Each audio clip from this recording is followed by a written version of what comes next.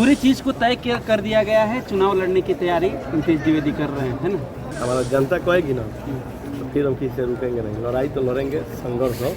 चुनौतीपूर्ण लड़ाई है क्योंकि महागठबंधन के साथ है वीआईपी पार्टी। बिना मुद्दा से कोई भी चुनाव संभव नहीं है। इस बार का मुद्दा चाहे हमारे आदरणीय तेजस्वी जी का, चाहे आदरणीय सनक मना मुकेश सहनी जी का उसमें होगा, जिसका अपना 10 से 15 जनाधार होगा। आप यहाँ पटना आए हैं, यहाँ से 100 किलोमीटर मात्र महाराजगंज है। आप जाके पता कर लीजिए कि 10-15 हज़ार जनाधार है, उसे भी कोई अधिक है। महाराजगंज में घूमे आप, समस्या क्या क्या देखने को मिला? जनता के बीच में गए ना, समस्याएं क्या क्या है? सबसे पहले तो जान लीजिए कि पूरे बिहार में हमारे महाराजगंज से छोटा छोटा जगहों को जिला का उपाधि दे दिया गया, लेकिन आज तक हमारे महाराजगंज को जिला का उपाधि नहीं दिया गया। लेकिन मैं अपने महाराजगंज की जनता को भी बोलता हूँ, और हमारा आदरणीय नेताजी भी गए थे तो उनको मंच पे भी उनको अवगत कराया कि 1 साल के अंदर आज मान लीजिए कि अगर आपका सीएम होगा, आपका डिप्टी सीएम होगा, आपका सरकार होगा, तो जिला बनाना कौन होगा? उत्तर प्रदेश का हालात कैसा है योगी बाबा के सरकार में? देखिए, आप देख रहे हैं आज बिहार की जो दशा है, लगातार गोलियां चल रही हैं, बलात्कार हो रहे हैं, तमाम युवाओं को लाठीचार्ज की जा रही है, बेरोजगारी चरम सीमा पर है। उत्तर प्रदेश में गुंडे माफिया जो भी थे सबके सब पलायन कर गए, कोई शेष नहीं बचा। उसके बावजूद भी कोई भी कहीं भी चंडमुंड बनने की कोशिश करेगा, कानून को अपने हाथ में लेगा तो उससे कतई नहीं बख्शा जाएगा, उनके प्रति त्वरित कार्रवाई की जाएगी। वीरांगना फूलन देवी के शहादत दिवस पर वीआईपी पार्टी का बड़ा आयोजन किया गया था, जिसमें नेता प्रतिपक्ष तेजस्वी यादव भी मौजूद थे। आपको बता दें कि पटना के ज्ञान भवन बापू सभागार में इस आयोजन को रखा गया था, जिसमें बढ़ चढ़ के महिलाओं ने हिस्सा ले ली। पूरे बिहार, झारखंड, उत्तर प्रदेश से महिलाएं यहाँ पर शामिल हुई थी। हमारे साथ बात करने के लिए वीआईपी पार्टी का युवा चेहरा नीतीश द्विवेदी जी। पहले तो स्वागत है हमारे चैनल में। सबसे पहले आपको बहुत बहुत दिन के गहराइयों से धन्यवाद, और आपके प्लेटफॉर्म के माध्यम से जितने भी हमारे दर्शक देख रहे हैं, मैं उन सभी दर्शक लोगों को फूलन देवी के शहादत दिवस पर जिस तरह से चुनावी साल में इस तरह का आयोजन किया गया है, कहीं ना कहीं सरकार के लिए एक नहीं, देखिए आदरणीय जो हमारे नेता जी, इनका ये सब ताकत और शक्ति है, समझ गए। और फूलन देवी जी का नाम आज ही नहीं है, कई बार से मनाते हैं। हमको लग रहा है कि जब से इनका राजनीतिक कैरियर, अच्छा जब से इनको ये हुआ है कि मुझे मनाना चाहिए, तब से लगातार मनाते हैं। इस बार एक अलग प्रारूप दिया गया था, महिलाओं को तवज्जो दी गई थी। आप बताइए, कभी बाइक पे चढ़िएगा तो फिर कभी चर्चा का आएगा, फिर उसके बाद बिल्कुल आएगा, क्या नहीं आएगा। इस बार और अच्छा हुआ, अगला साल से और बेस्ट हुआ इस बार। तो इस साथ नेता प्रतिपक्ष तेजस्वी यादव भी आए, जिस तरह से योजनाओं को लेकर उन्होंने फिर महिलाओं के बीच में रखा, सभा के बीच में रखा कि अगर हमारी सरकार बनती है तो माई बहन मान योजना के तरफ 2500 रुपया हम देंगे। तो क्या ये जितना योजनाओं को ऐलान किया जाता है सरकार बनने के बाद पूरा होगा?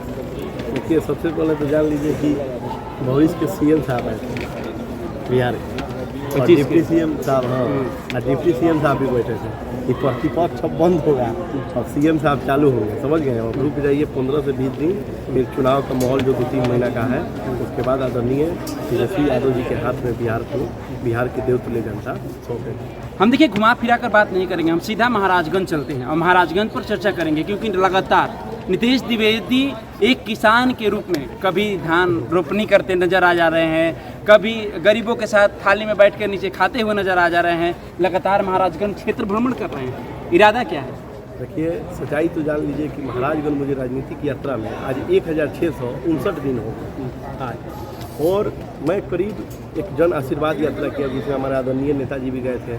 और उसमें समझिए कि हमारे माँ बहन की संख्या में इतने लोग आए थे, हज़ारों की संख्या में, हमारे नेताजी को स्वागत करने के लिए, नेताजी के सम्मान के लिए सभी लोग आए थे। इस सारी प्रोग्राम होने के बाद भी मुझे पता चला कि नहीं, इससे काम नहीं चलेगा, अब कुछ और भी करना पड़ेगा। तो उसके लिए करें क्या? तो मैं ये देखना चाहता था कि हमारे महाराजगंज के अलग अलग पंचायत में, अलग अलग गाँव में रात में लोग कैसे रहते हैं, मॉर्निंग में लोग कैसे रहते हैं, मैं उन लोग के बीच का। ये जो यात्रा हुआ मेरा नव निर्माण यात्रा, इस यात्रा का नाम था। ये कोई साधारण यात्रा नहीं थी। इस यात्रा में हम 10 दिन अपने घर में थे।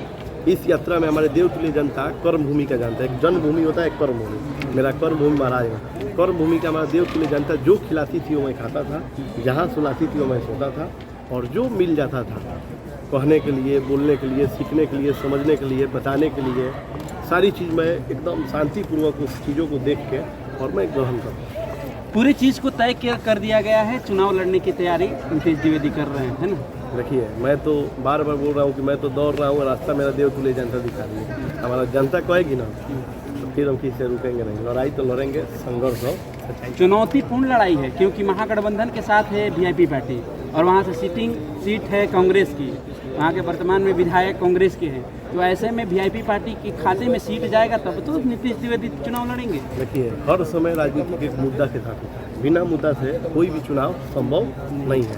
इस बार का मुद्दा चाहे हमारे आदरणीय तेजस्वी जी का, चाहे आदरणीय सनत मना मुकेश सहनी जी का उसमें होगा, जिसका अपना 10 से 15 जनाधार होगा। आप यहाँ पटना आए हैं, यहाँ से 100 किलोमीटर मात्र महाराजगंज, आप जाके पता कर लीजिए कि 10-15 हज़ार जनाधार है, उसे भी कोई अधिक है।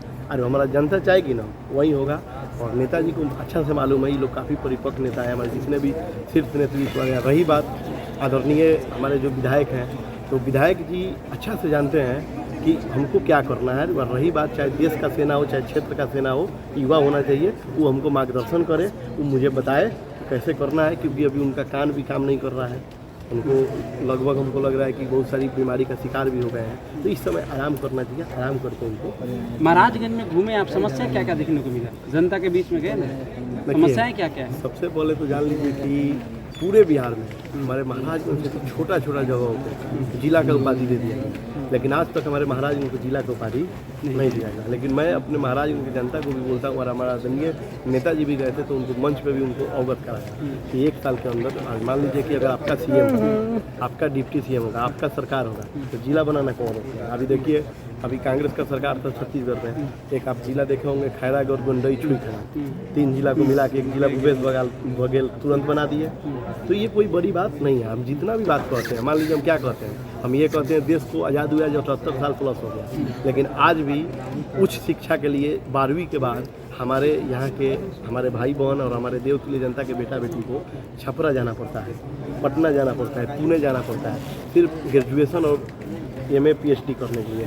लेकिन हमारा महागठबंधन की सरकार बनेगा, आदरणीय तेजस्वी जी सीएम और आदरणीय सन ऑफ मला मुकेश सहनी जी डिप्टी सीएम बनेंगे, तो 2 साल के अंदर महाराजगंज विश्वविद्यालय। तो सवाल भी तो आप खड़ा कर रहे हैं अपने ही घटक दल पे, महागठबंधन को भी हिस्सा है, सिटिंग विधायक है वहाँ पर शिवशंकर दुबे। पूरा मान लीजिए रामायण खत्म हो गया, फिर आप पूछे सीता जी का शादी कहाँ से हुआ। मैं क्या बोल रहा हूँ? मैं बोल रहा हूँ कि हमारा सीएम होगा, हमारा डिप्टी सीएम होगा। बिना सीएम डिप्टी सीएम से कैसे बन जाएंगे? आज मान लीजिए हमारे विधायक जी आके नीतीश कुमार को कहेंगे, वो भी उस नीतीश कुमार को जो स्वयं जाके महाराजगंज में बोलता है कि मैं जिला बना दूंगा 2010 में। आप जिला कहाँ बनाए? वैसा आदमी को, हाँ हमारे नेता बनेंगे, मैं आपको बताऊंगा और दिखाऊंगा। हम बात जिला की नहीं कर रहे, चलिए आपकी मांग अच्छी है, युवा है, सोच अच्छी है कि महाराजगंज में जब हमारी सरकार बनती है, जब वहाँ पर हम विधायक बनेंगे तो पहला हमारा काम रहेगा फर्स्ट प्रायोरिटी कि महाराजगंज को जिला घोषित किया जाए। ठीक है, क्षेत्र में भ्रमण कर रहे हैं, जनता की समस्या क्या है, विधायक जी से कितना नाराज है, कितना खुश है? अब कैसे समस्या बताएं? स्वास्थ्य का समस्या पूछिएगा, 75 बेड का अस्पताल बना के रखा है लोग, लेकिन एक भी वहाँ सर्जन नहीं है। कई को छोटा छोटा अस्पताल है, उसमें एक बॉडीगार्ड भी नहीं है ताकि उसका दरवाजा। नहीं, विधायक जी से कितना खुश है जो वर्तमान के विधायक, उससे जनता कितना खुश है? विधायक जी हमारे यहाँ के रहने वाले नहीं है, सबसे पहले तो जानिए, बाहरी है। हाँ, हमारे यहाँ लीडर नहीं थे, इसलिए उनको भेजा गया। और रही बात हमारे देवतुल्य जनता का, तो विधायक जी हमारी जनता बोलती है कि बहुत बार वो बीच में उन लोगों को नहीं जाते। अब क्यों नहीं जाते हैं, ये बात आप उनसे पूछिएगा तो ज़्यादा अच्छा लगा। मैं कुछ भी बोलूँगा तो आगे वाला आदमी को, चाहे तीसरा कोई भी आदमी पूछेगा तो ये बोलेगा कि ऐसा क्यों बोला। तो इसलिए मैं बोलूँगा कि सबसे अच्छा होगा कि आप उनसे पूछिए, तो उससे बेस्ट कोई नहीं। अंदर की बात बताइए, नेताजी ऐसी बात देती है कि टिकट वीआईपी को मिलेगा। अंदर बाहर क्या होता है, आप जीतने के लिए तैयार होइए ना। आप आज मीडिया है, देख नहीं रहे हैं, कोई मीडिया नेता बन जा रहा है, कैसे बन जाए? आपका अपना जनाधार है।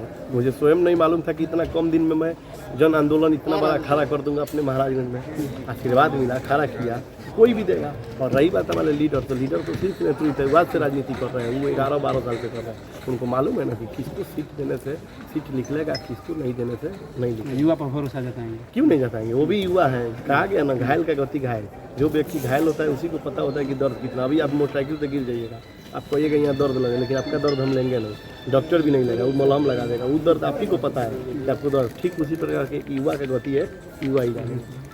योगी बाबा के साथ बैठे हैं, कहाँ से आए हैं योगी बाबा? देखिए, मैं ग्राम सभा चुरिया क्षेत्र लाड़ देवरिया उत्तर प्रदेश का निवासी हूँ। अरे सेम टू सेम है योगी बाबा के। बिल्कुल, मैं योगी आदित्यनाथ जी का मिमिक्री करता हूँ और आज इस पटना के बापू सभागार में जो माँ बिरंगना फूलन देवी जी का शहादत दिवस है उसमें शामिल होने आया हूँ। उत्तर प्रदेश से? बिल्कुल, उत्तर प्रदेश से। मैं देवरिया जिला का रहने वाला हूँ। उत्तर प्रदेश का हालात कैसा है? योगी बाबा के सरकार में? देखिए, आप देख रहे हैं आज बिहार की जो दशा है, लगातार गोलियां चल रही हैं, बलात्कार हो रहे हैं, तमाम युवाओं को लाठीचार्ज की जा रही है, बेरोजगारी चरम सीमा पर है। उत्तर प्रदेश में गुंडे माफिया जो भी थे सबके सब पलायन कर गए, कोई शेष नहीं बचा। उसके बावजूद भी कोई भी कहीं भी चंडमुंड बनने की कोशिश करेगा, कानून को अपने हाथ में लेगा तो उससे कतई नहीं बख्शा जाएगा। उनके प्रति त्वरित कार्रवाई की जाएगी। परिणाम आपके सामने है। नीतीश द्विवेदी जी के बारे में आप क्या सोचते हैं? लगातार क्षेत्र भ्रमण कर रहे युवा है, अभी घूमने फिरने का उम्र है, ये लगातार अपने बोझ पूरा महाराजगंज का बोझ उठा रखे हैं। सर्वप्रथम इनको तो मैं धन्यवाद करूंगा, क्योंकि आज जिनके शहादत दिवस में ये शामिल हुए हैं, हमें अपने संकीर्ण मानसिकता से ऊपर उठनी पड़ेगी। वो हमारे देश की एक वीरांगना है, जो कि उनको विदेशों में भी लोग बुलाए थे देखने के लिए, सुनने के लिए।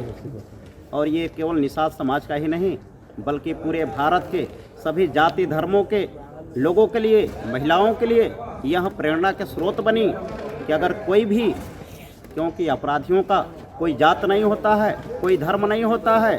और आज इन्होंने यह साबित किया कि भारत की जो ये माँ वीरांगना फूलन देवी जी हैं, ये किसी एक समाज के नहीं हैं, पूरे भारत के महिलाओं की प्रेरणा स्रोत हैं। और उन्होंने साबित किया कि अगर किसी भी महिला के साथ दरिंदगी होता है तो अपने आबरू बचाने के लिए, असमत बचाने के लिए अपना निर्णय खुद लेने में सक्षम हैं। और उन्होंने उन बलात्कारियों को माँ जगत जननी दुर्गा की अवतार लेकर के, उस रूप का धारण करके और उनको मौत के घाट उतारने का कार्य किया था। योगी बाबा किस नेता के विचारधारा को मानते हैं? देखिए, मैं योगी आदित्यनाथ जी को किसी राजनीतिक व्यक्ति होने के नाते नहीं मानता हूं, बल्कि एक हिंदू कट्टर समर्थक होने के नाते मैं आपसे पूछ रहा हूं, आपका सवाल कर रहा हूं। आप मिमिक्री कर रहे हैं तो योगी बाबा हमारे लिए आप ही ना जी। मैं आप किस नेता के विचारधारा को मानते हैं? हमारी बात कर रहे हैं जी, आपकी बात कर रहे हैं हम। योगी बाबा आदित्यनाथ बाबा आप क्यों कह रहे हैं? देखिए, ये देश युवाओं का देश है। यहाँ पर 65% युवा निवास करते हैं।